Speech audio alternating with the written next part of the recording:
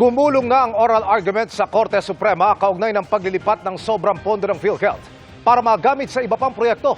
Depensa ng gobyerno na ayon ito sa saligang batas at isang pulisiya para mapalago ang ekonomiya. Nakatutok si Salima Refran. Sa oral argument sa Korte Suprema, inilatag ng mga petitioner kung bakit unconstitutional ang paglilipat ng mga unutilized fund o hindi nagamit na pondo ng PhilHealth para sa ibang proyekto. Partikular nilang tinututulan ang circular ng Department of Finance at probisyon ng General Appropriations Act na nagbigay daan para sa pagbabalik ng halos 90 billion pesos na pondo ng PhilHealth sa National Treasury. May nauna nang nairemit na 60 billion pesos ang PhilHealth pabalik sa National Treasury noong isang taon, habang pinigil naman ng Korte Suprema ang pagre-remit ng nalalabing 29.9 billion kasunod ng paghahain ng petisyon kontra rito. The question provision and DOF circular is inconsistent, incompatible, and irreconcilable with the Universal Healthcare Act and the Sin Tax laws. UHC's objective is clear: to provide social health insurance and risk protection to all Filipinos. In computing the alleged fund balance, DOF defied the clear language of the Sin Tax laws, stating that these funds be used exclusively for universal healthcare.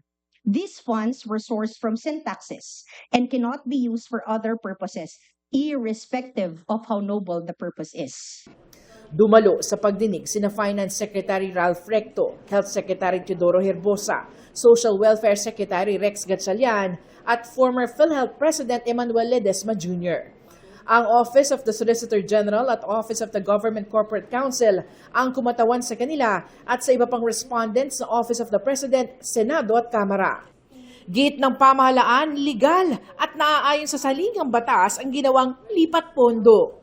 It was the executive and legislative department's way of creating and implementing a fiscal policy to boost economic growth without bloating the government's indebtedness or burdening the people with new tax measures.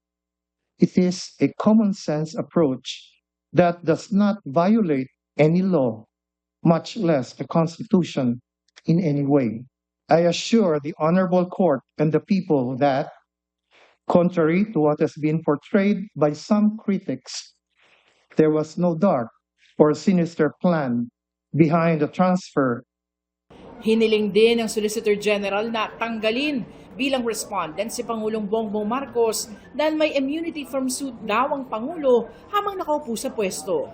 Tatlong petisyon laban sa paglilipat ng PhilHealth funds ang inihain dito sa Korte Suprema. Consolidated na, ibig sabihin sabay-sabay na yung diringgin. Binusisi naman ni Justice Amy Lazaro Javier kung talaga nga bang may reserve fund ang PhilHealth.